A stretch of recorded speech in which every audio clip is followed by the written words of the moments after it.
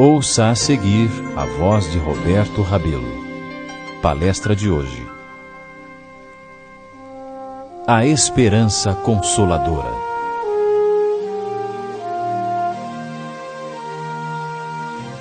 Por que estais olhando para as alturas? Essas palavras dos anjos de Deus aos 11 apóstolos, por ocasião da ascensão de Cristo, descrevem a atitude do povo de Deus em todos os tempos. Os discípulos tinham os olhos no céu, porque ali penetrava o Senhor que aguardariam. A segunda vinda de Cristo e o reino que ele virá a fundar eram a sua esperança. Essa foi a esperança dos filhos de Deus nos tempos do Velho Testamento. Enoque e Jó e o rei Davi contemplaram o grande dia e se consolaram nele. Isaías escreveu: naquele dia se dirá: eis que este é o nosso Deus em quem esperávamos, e ele nos salvará. Este é o Senhor a quem aguardávamos. Na sua salvação exultaremos e nos alegraremos. Isaías 25, 9. Ela foi incorporada nos grandes credos produzidos nos primeiros 5 séculos da era cristã: o credo dos apóstolos, o credo de Nicéia e o credo de Atanásio. O fato de que esses credos são chamados ecumênicos porque aceitos por quase toda a cristandade mostra que a esperança da segunda vinda é preciosa ao coração dos cristãos em geral.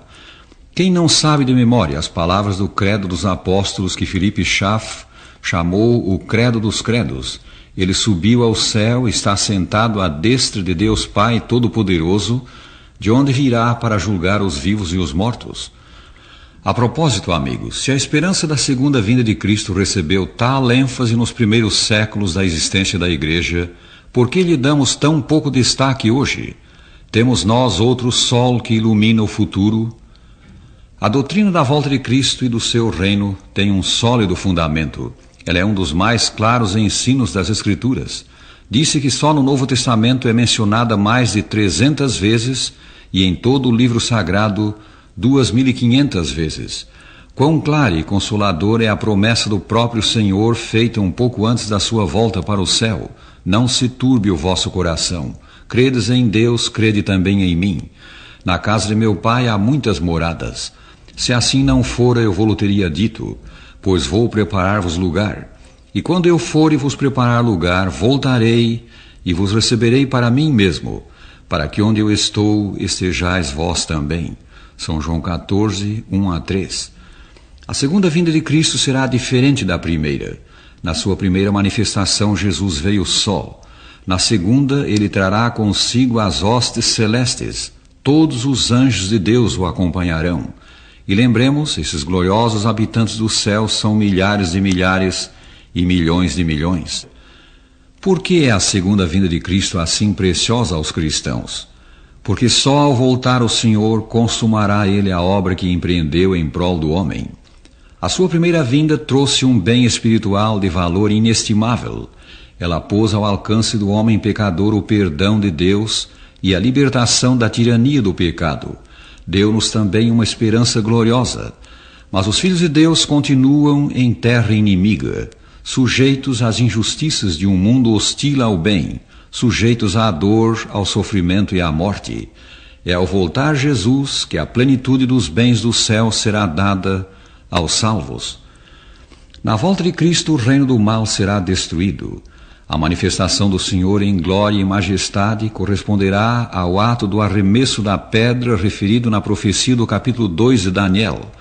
Como a pedra esmiuçou a estátua simbólica do mundo, a segunda vinda de Cristo, iniciando o reino de Deus, destruirá os reinos do pecado. Mas o dia do Senhor, escreveu São Pedro, virá como ladrão de noite, no qual os céus passarão com grande estrondo, e a terra e as obras que nela há se queimarão. Segundo São Pedro 3:10. Os males do mundo não continuarão para sempre. Eles serão o fim quando Jesus voltar. Na segunda vinda de Cristo, os justos mortos ressuscitarão. Através da largura e comprimento da terra soará a voz do doador da vida, ordenando: despertai, os que habitais no pó. E os filhos de Deus de todos os tempos se erguerão das tumbas para a vida imortal. Que dia aquele, amigos! Quem de nós não chora algum ente querido? Mas o cristão tem esperança. O Salvador virá para reclamar os seus. São Paulo diz: não queremos, porém, irmãos, que sejais ignorantes com respeito aos que dormem, para não vos entristecerdes como os demais que não têm esperança. Porquanto o Senhor mesmo, dada a sua palavra de ordem, ouvida a voz de arcanjo e ressoada a trombeta de Deus, descerá dos céus e os mortos em Cristo ressuscitarão primeiro. 1 Tessalonicenses 4, 13 e 16. O apóstolo acrescenta: consolai-vos, pois, uns aos outros com essas palavras. A ressurreição dos mortos é o consolo do céu para o mal da perda de entes queridos. Ela é a esperança que temos em face da morte, e a ressurreição virá quando Jesus voltar. Na segunda vinda de Cristo, justos vivos serão transformados. Num momento, num abrir e fechar de olhos ao ressoar da última trombeta, a trombeta soará, os mortos ressuscitarão incorruptíveis, e nós seremos transformados. 1 Coríntios 15, 51 e 52. Subitamente os filhos de Deus que não provaram a morte verão desaparecer os seus defeitos físicos. Então se abrirão os olhos dos cegos e se desimpedirão os ouvidos dos surdos. Os coxos saltarão como servos e a língua dos mudos cantará. Isaías 35, 5 e 6. Prezado amigo, Jesus voltará e o dia da sua vinda está próximo. Estás preparado para o encontrar? Quão amargo seria perder o bem dos bens, a bem-aventurança eterna. Apodera-te dele, crendo em Jesus e recebendo-o no teu coração, pois todo o que nele crê não perece, mas tem a vida eterna.